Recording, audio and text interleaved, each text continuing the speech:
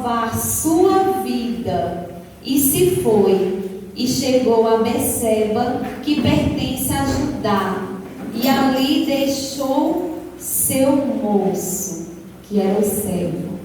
A palavra já foi orada pela minha vida, em nome de Jesus, que nós venhamos aplicar o que Deus colocou no meu coração para ministrar em nossas vidas e na vida do nosso próximo. Como a irmã já tinha falado aqui, né? Que Jezabel é uma mulher má. A gente sempre trata Elias, trata Acabe como ele tornou-se mal porque obedecia a Jezabel. Mas se você abrir no capítulo 16, o 30, vai falar: fez Acabe, filho de Onre, o que era mal perante o Senhor, mais do que todos os que foram antes dele. Assim também como Onre. Se você for olhar a história dele, ele foi mal. E assim sucedeu também com seu filho. Continuou fazendo o que era mal perante o Senhor. E para desagradar ainda mais, casou-se com Jezabel, uma mulher má, de coração duro, que foi criada para ser sacerdotisa, para fazer manjares, coisas pecaminosas.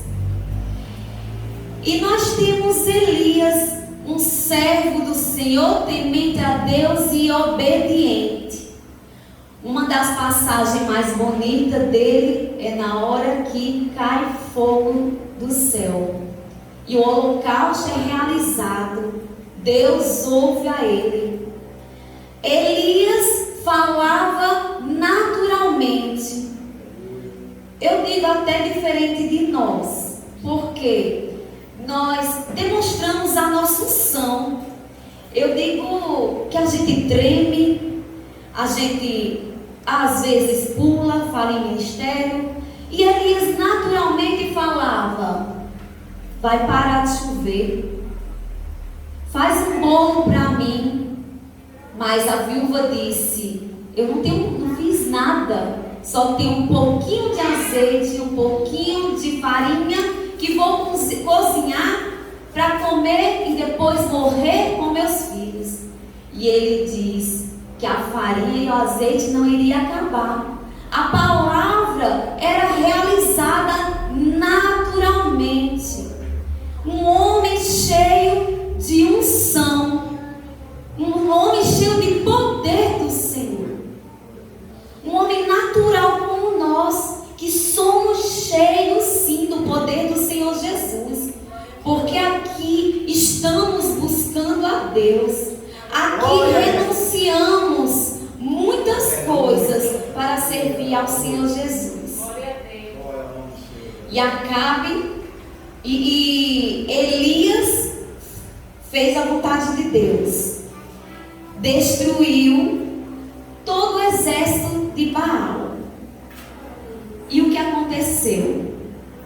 Acabe foi saber a Jezabel o que Elias tinha feito. No verso 1 vai dizer: Acabe fez saber a Jezabel tudo quanto Elias havia feito e como matara todos os profetas à espada. Imagina só ela escutando isso, vendo que foram derrotados principalmente com o holocausto que o Senhor Jesus mandou.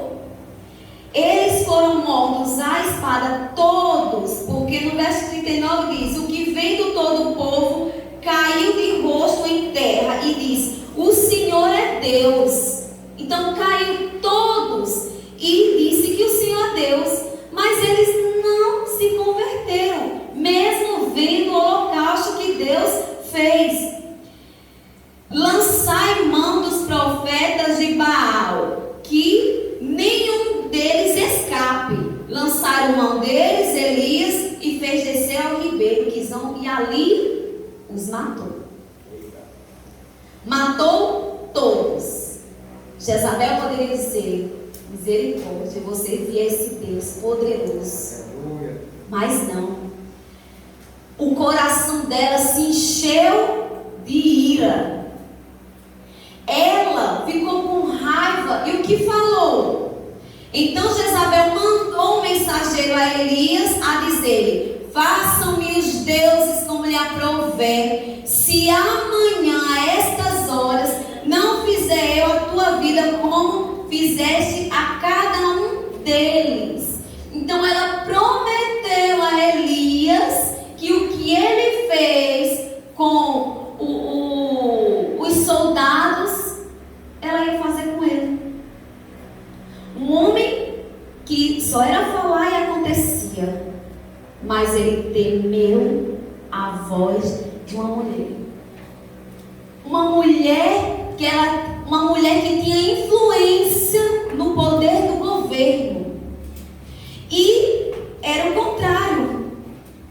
Acabe era submissa a Jezabel. Ele obedecia a ela. Então ela mandava. Nós sabemos que em Provérbios fala que a mulher sábia edifica a sua casa e a tola destrói. Mais para frente ela vai ter destruído tudo. Nós temos que ser mulheres influenciadoras, sim, mas no Evangelho, na palavra, na submissão dentro de casa, aleluia, ao marido, respeitando os filhos, porque a gente não tem que só dar ordem, a gente tem que ser humilde também para aprender com aqueles que convivem conosco. A gente tem que ser humilde de ouvir uma repreensão do pastor, da missionária, de um irmão, daquele que fica bem caladinho no canto, mas chega para você com humildade e fala: não é assim, está errado. Aleluia. Isso enche a gente do Espírito Santo do Senhor Jesus, porque é assim que Deus nos quer, temente a Ele. Glória. Mas o que aconteceu com Elias? Elias temeu, como é dito ditado, temeu na base, temeu na base. Agora, por que ele temeu? Se acovardou? Muitos falam que ele se acovardou, muitos pregam que ele foi covarde, mas eu falo que ele cansou. O pastor aqui falou de cansaço. Alguém falou aqui sobre o cansaço físico. Muitas vezes nós nos doamos além do que podemos para servir ao Senhor e a gente cansa. Muitas vezes a gente está dentro de um conjunto e começa a faltar um, falta o outro, e aí eu falo: vou sair. Não, estou cansada, eu faço, e olha como está. E Elias fez. Elias era um profeta e não teve conversão. E ele esperava a conversão desse povo, o povo de Israel. Nós saímos para evangelizar. Na semana passada a irmã falou: se a gente chegar aqui um pouquinho mais cedo, ficar aí na calçada, espera as pessoas passarem, dá para evangelizar. Mas quantos não a gente recebe? Tem gente que levanta cedo, faz propósito e chega em casa e fala: uma alma não foi salva, mas eu preguei e não comoveu ninguém. Porque quem faz é o Espírito Santo, a gente sabe disso. E somos esse canal para o uso do Espírito Santo. Glória, Jesus, aleluia. E o enfado colocou Elias para temer. Ele temeu, ele teve um cansaço, um conflito espiritual. Quantos de nós já passamos por isso, por conflito espiritual? Muitos, eu falo tirando por mim, muitas coisas acontecem que eu não abro nem a boca, nem meu esposo sabe. A que eu digo para ele, eu falo: é Jesus que me sustenta, senão eu já tinha saído. Sim, Deus. Por quê? Porque a gente sabe que muitas vezes o que a gente vai falar não vai somar, vai diminuir. Então a gente deixa na mão do Senhor. E Elias, com seu conflito espiritual, ele levantou-se. Quando a gente vê, levantou-se para guerrear? Não. Ele levantou para fugir. Ele levantou-se para se esconder. Se esconder dos problemas. Porque é como se olhasse e dissesse: não adiantou nada eu fazer, olha só, querem me matar. E a gente tem que estar à frente do Evangelho sabendo que querem nos matar. E quem quer nos matar é o inimigo. Porque se a gente for olhar e sentir espiritualmente, a gente vai olhar para o nosso próximo que quer nos derrubar e falar: Jesus morreu por ele também. Jesus morreu por ele também. Então resta eu dobrar o meu joelho. E se for necessário fugir, que não é uma opção boa, mas se for preciso fugir e esconder, que eu me esconda. Porque dos olhos do Senhor ninguém se esconde. A gente não está escondido de Deus. O que a gente faz em nossa vida não esconde do Senhor, esconde das pessoas. E Elias fugiu. Elias foi uma escolha dele. Veja só, e o 4 diz: ele mesmo, porém, se foi ao deserto, caminho de um dia, e veio e se assentou debaixo de um zimbro e pediu para si a morte. Então, eu comento muito com minha enteada Nicole, que está aqui, que a gente faz escolhas. As nossas escolhas vai nos trazer a resposta, vai nos trazer reação, ou uma bênção ou não. E a gente vai culpar quem? Culpar Deus? Culpar o pastor? Que muitas vezes abre a sua porta para atender. E o fardo do pastor? E o fardo de quem é líder à frente das obras? À frente do grupo de louvor? À frente da salinha das crianças? À frente do círculo de oração? Escuta vários problemas. E isso traz um cansaço espiritual. Você se enfada, você chega em casa acabado. Eu já escutei pastor falar muita coisa, eu não falo para minha esposa porque ela não vai aguentar. Então, ela aguenta só. Assim também ela, como muitas coisas que escuta das mulheres, aguenta só. E aguenta em oração. A gente cita servos da Bíblia e servos do Senhor aqui hoje. A missionária falou quarta-feira na reunião, preocupada com a igreja, com pouca gente. E o que ela pensou? Por esta causa me ponho de joelho. Qual é a causa que de joelhos em oração não é resolvida pelo Senhor Jesus? Aleluia! Temos nosso momento de fraqueza. Não é errado. Eu não estou falando de pecado, eu estou falando de cansaço. E Elias foi para o deserto. Deitou debaixo de um pé de zimbro e descansou. Mas Deus não queria deixar ele descansar. E olha que lindo. Eu li várias vezes esse pedacinho em casa para mim, porque Deus envia um anjo 2 vezes para levantar Elias. Acorda, Elias. O que está fazendo aí? Acorda, come esse pão, beba dessa água. Elias não se deu conta, porque Porque quando a gente está machucada, a gente está cansada, a gente não consegue enxergar o espiritual. E foi assim com Elias. O anjo veio, levanta-te e come. Ele olhou, comeu e dormiu de novo. Glória. Veio o anjo, ele comeu e bebeu, voltou a dormir. O anjo voltou a segunda vez, tocou-lhe e disse: levanta-te, come, porque o caminho te será sobremodo longo. Levantou-se, pois, comeu e bebeu, e com a força daquela comida caminhou 40 dias e 40 noites. Olha que espetacular. O anjo vem, imagina a gente dormindo, o anjo vai, acorda, fala conosco, a gente ia ficar em transe espiritual.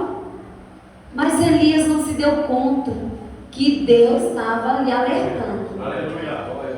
Mas Elias olhou, comeu. E que maná era esse que ele comeu, que o sustentou 40 dias e 40 noites? Eu digo a você que eu não consigo passar uma manhã sem tomar o café. Aí Elias passou 40 dias e 40 noites. É só Deus, é o que a gente fala, é Deus. E quando Deus tem propósito, e quando a gente se deixa achar por Deus, deixa Deus nos encontrar, abre a porta para Ele, porque Ele já está à porta. Deus faz em nossa vida. A gente sabe que existem as depressões, a ansiedade. Muitas vezes estamos ansiosos para acontecer algo. Temos medo de perder o emprego. Quem não tem? Eu morri de medo de não voltar, porque eu trabalho por contrato, e morri de medo de não voltar esse ano. Mas clamei, pedi e continuo agradecido ao Senhor. Temos medo sim, aflições, mas só não podemos perder a ligação com o nosso Deus. E depois de caminhar esses 40 dias, 40 noites, o que Elias fez? Continuou se escondendo.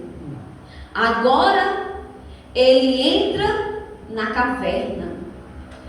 É do mesmo jeito quando estamos oprimidos, porque a opressão espiritual nos leva a desistir, nos leva a sair da igreja, nos leva à separação, nos leva à discórdia, à contenda. A gente fecha a porta do quarto e fica lá. Não vê nem o tempo passar. Se a gente for olhar relatos de pessoas com depressão, com ansiedade, você chora. E tem que ter cuidado para não adoecer também. Porque a gente tem que estar forte, nos alimentar com esse maná.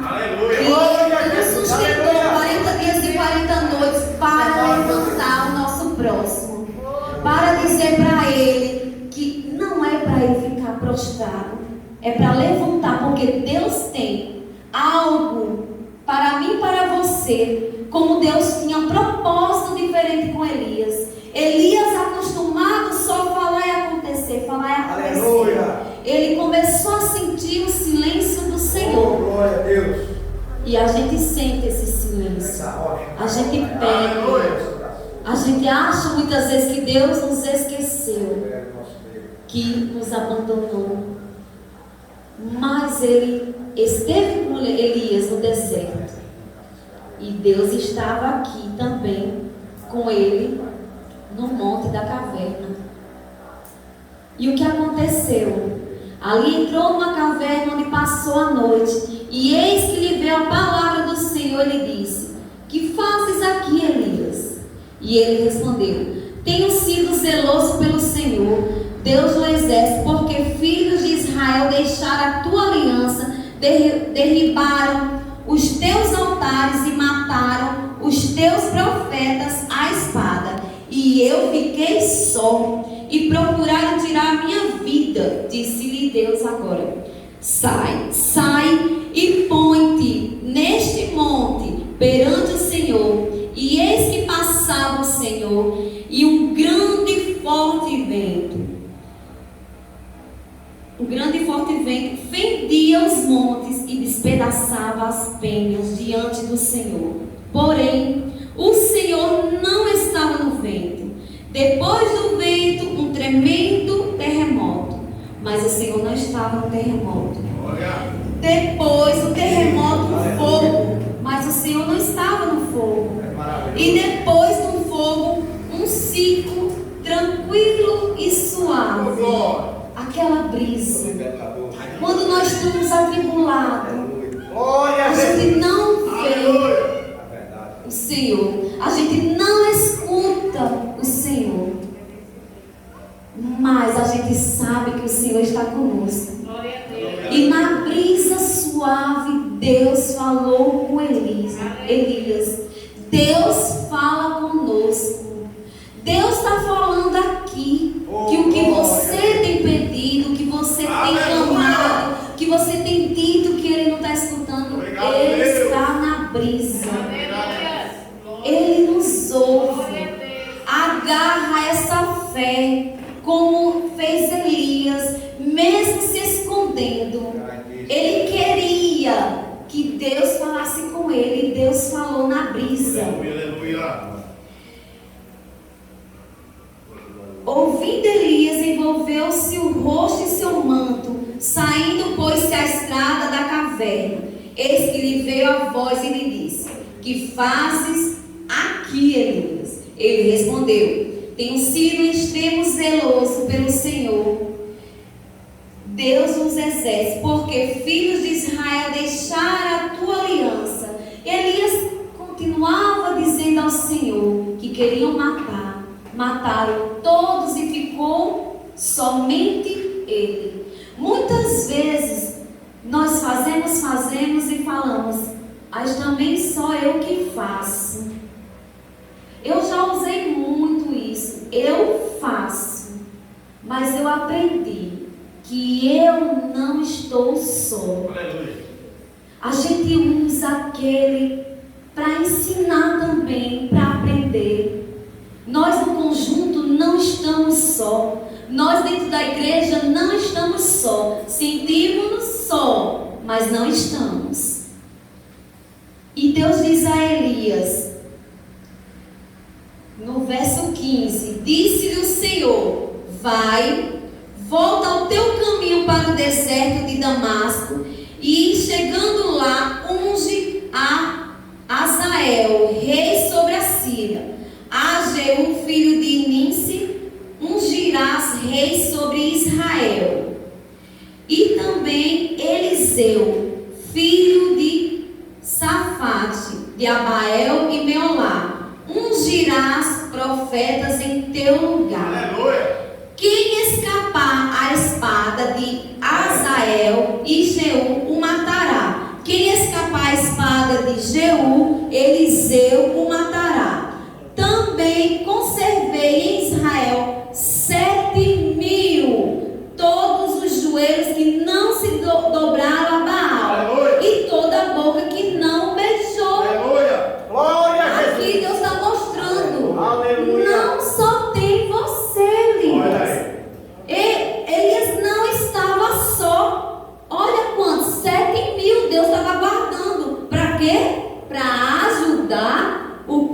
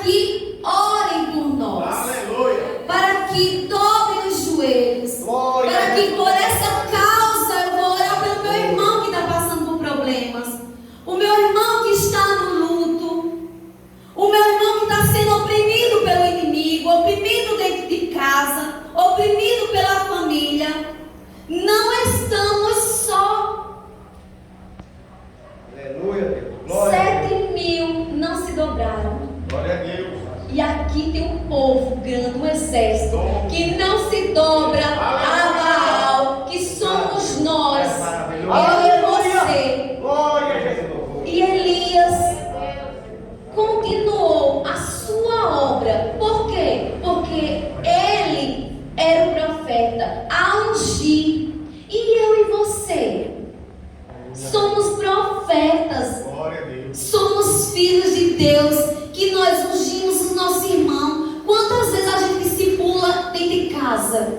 Quantas vezes na igreja a gente tem oportunidade, a gente tem a oportunidade de falar de Deus, falar o que Deus fez na nossa vida? Somos referência do que a palavra do Senhor fala. E glorificado é o nome do Senhor, porque hoje estamos aqui para fazer a sua vontade.